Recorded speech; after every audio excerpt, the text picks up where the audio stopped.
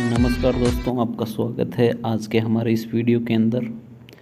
आज हम बात करेंगे राजस्थान की कुछ इम्पोर्टेंट बुक्स है, उनके राइटर है और जो भी हिस्टोरिकल सोर्सेस के थ्रू यूज़ ले सकते हैं अपन उन बुक्स के बारे में। राजस्थान के इतिहास को जानने के लिए काफ़ी सारा साहित्य है राजस्थान के अंदर, अलग अलग से जैसे ख्यात लिखे हुए हैं, रासो लिखा हुआ है। जैन धर्म के जो राइटर्स वगैरह थे, फिलोसोफर वगैरह थे, उन्होंने अलग अलग टाइम पे अलग अलग राइटिंग्स उनकी निकल के सामने आई। तो आज हम उनके बारे में बात करेंगे।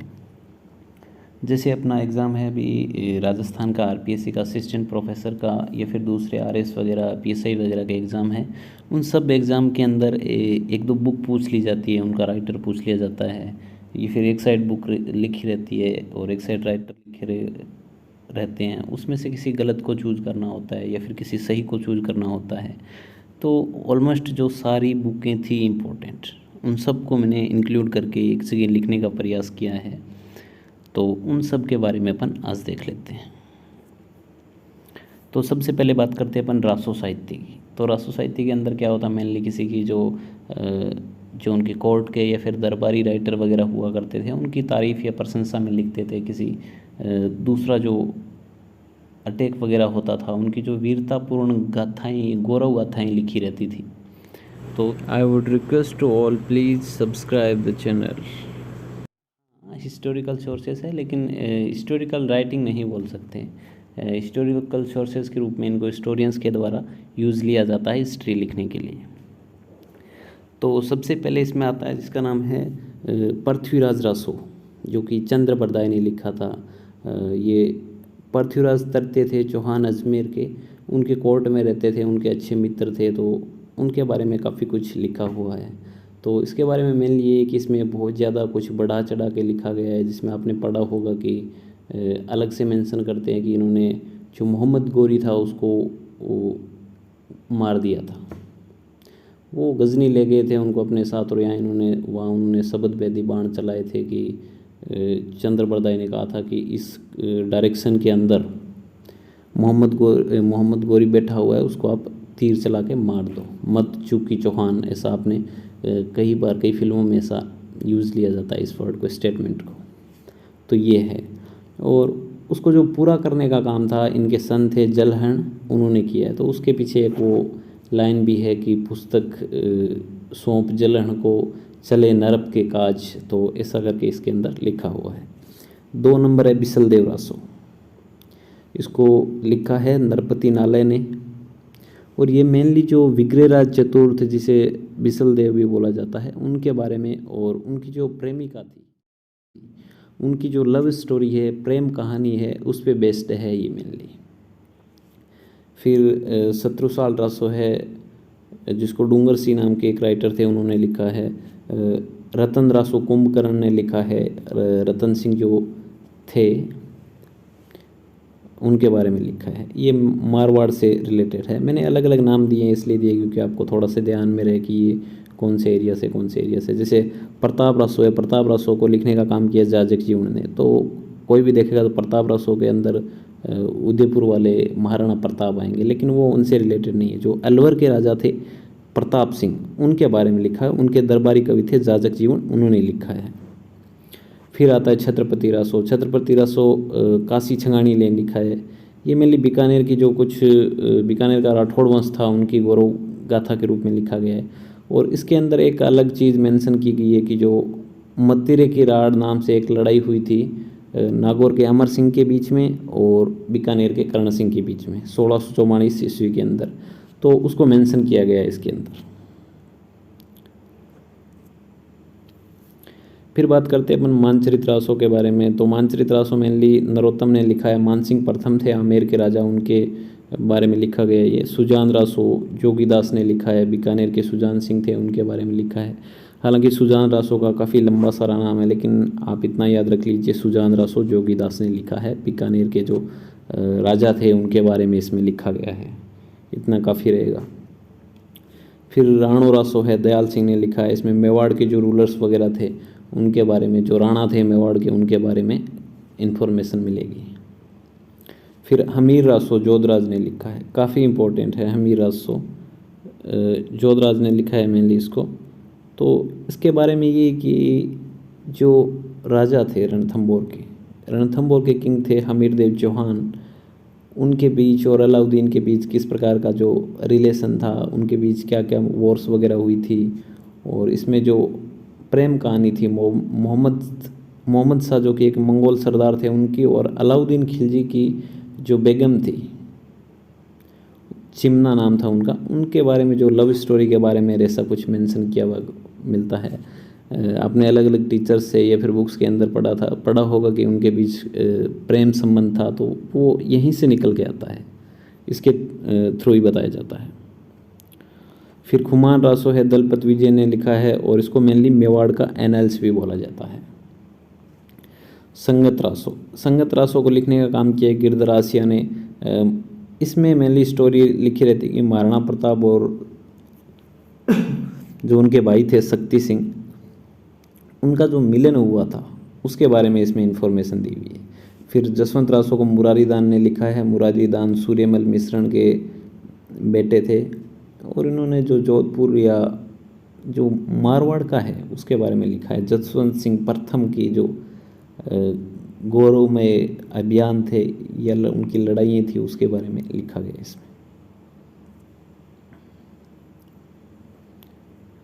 फिर राम रासो लिखा है माधो सिंह ने। विजयपाल रासो को लिखने का काम किया नल सिंह, और विजयपाल रासो करौली के राजा थे विजयपाल सिंह, उनके बारे में लिखा गया है। और लक्ष्मणगढ़ रासो लिखा है खुशाल कवि ने। सती रासो सूर्यमल मिश्रण,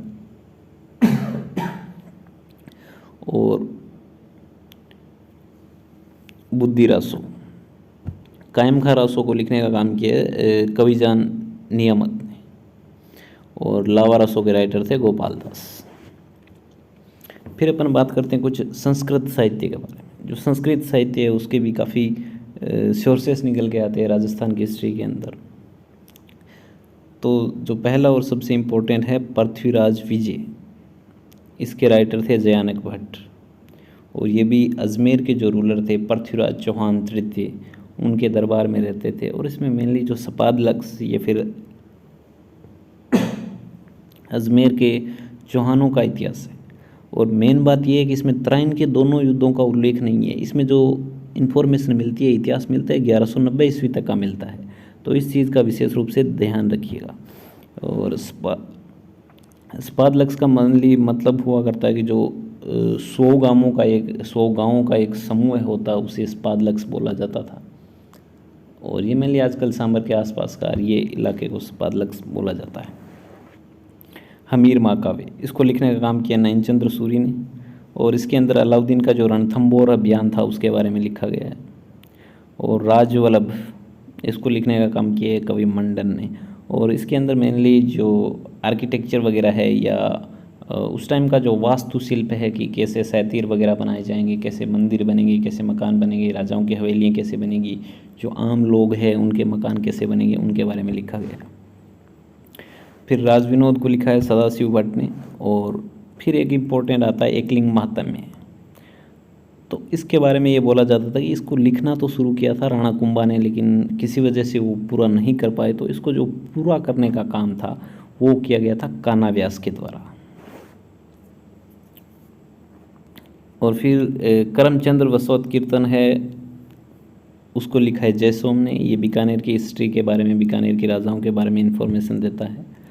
अमरसार को लिखा है पंडित जीवधर ने। अमरसार के अंदर जो महाराणा प्रताप का अभियान था या उनके सन अमर सिंह का जो अभियान था, उनका अपनी खोई हुई जो गौरव था उनका, उसको प्राप्त करने का जो उनका मिशन चला था उसके बारे में लिखा गया है। अमर काव्य वंशावली रणछोड़ भट्ट ने लिखा है। राज रत्नाकर लिखा है सदाशिव ने। और अजितोदय ये लिखा है जगजीवन ने। ये मेनली जोधपुर की जो स्टोरी वगैरह है, हिस्ट्री वगैरह है, उसके बारे में मिलेगा। भट्टी काव्य को लिखा है भट्टी ने। फिर कुछ और इम्पोर्टेंट है राज प्रकाश किशोरदास ने लिखा है। जगत विलास नंदराम ने लिखा है। जय सिंह कल्पद्रुम ये लिखा है देव भट्ट, या फिर इनको देवन भट्ट भी बोला जाता है। और जय विलास लिखा है रणवीर भट्ट ने। और जगत सिंह काव्य है, उसको लिखने का काम किया है रघुनाथ ने। और एक फिर काफ़ी इम्पोर्टेंट आ जाता है प्रबंध चिंतामणि।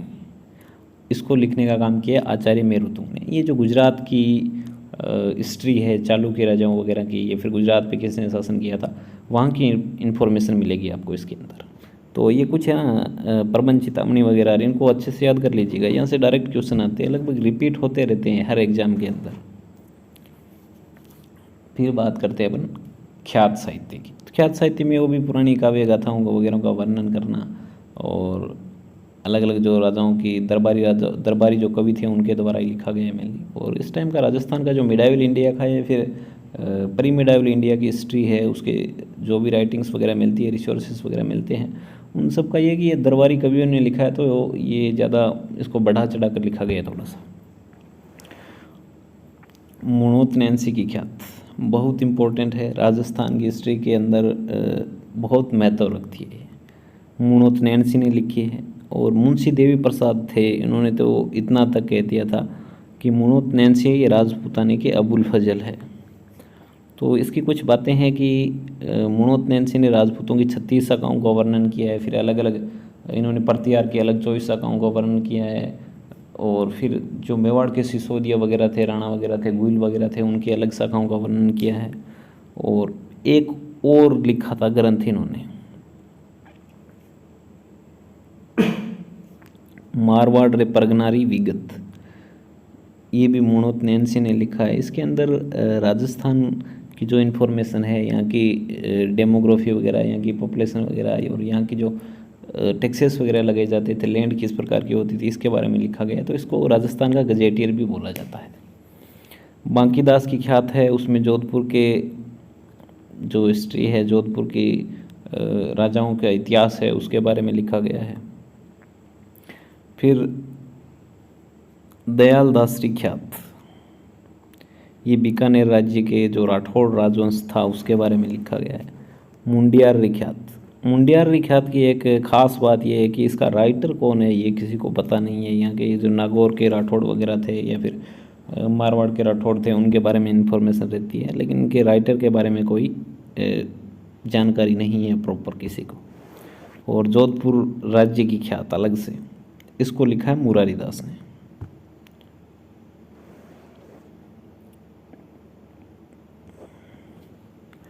जैन धर्म से संबंधित साहित्य, वज्रसेन सूरी थे, उन्होंने बरतेश्वर बाहुबली घोर लिखा है। यह राजस्थान की जो शैली थी उसका प्राचीनतम ग्रंथ माना जाता है इसको। कक्कड़ सूरी ने लिखा है नाबीदास जिनोदर प्रबंध, और हमीर महाकाव्य लिखा है नयनचंद्र सूरी ने।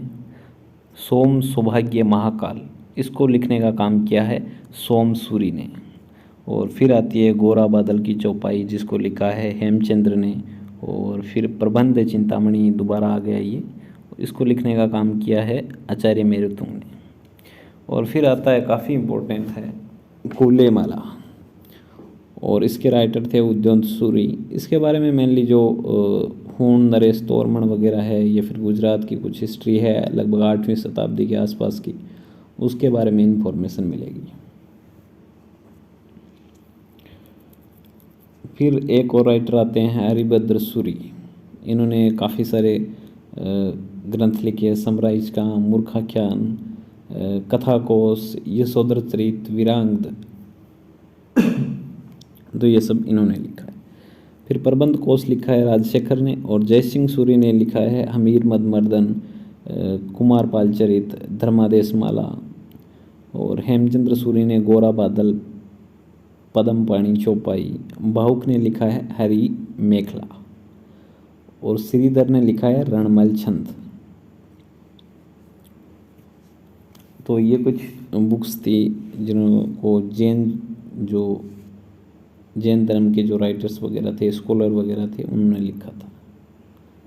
तो इनको आप थोड़ा सा क्या है कि याद रख लीजिए, काफ़ी इम्पोर्टेंट है, क्वेश्चन आता है। और अभी कंप्लीट नहीं हुई है, इसमें काफ़ी सारे जो वारिस बुक्स है उनको एक और वीडियो बनाऊंगा, उसके अंदर मैं लेके आ जाऊंगा। लेकिन मतलब आप ये मान लीजिए कि एक ये पार्ट और एक जो मैं आगे एक पार्ट और बनाऊंगा, तो इन दोनों को आप देख लीजिए। इसमें मतलब मेरे बताने का कोई ज़्यादा कोई सेंस नहीं निकलता है, इसमें जो लिखा है वो पढ़ना है आपको। और इसकी PDF भी मैं अवेलेबल करवा दूंगा, तो उसको ऐसा नहीं है कि एक बार पढ़ लिया याद हो जाएगा, नहीं होगा ऐसा। तो इसको आपको रटना ही पड़ेगा। तो इसको रट के रख लीजिए अच्छे से, ताकि एग्ज़ाम के अंदर आए तो देखते ही टिक कर दें। और बाकी मिलते रहेंगे, आपको कुछ इन्फॉर्मेशन मिलती है और आगे आने वाले वीडियो की जो इन्फॉर्मेशन है वो आपको चाहिए तो आप चैनल को सब्सक्राइब कर सकते हैं।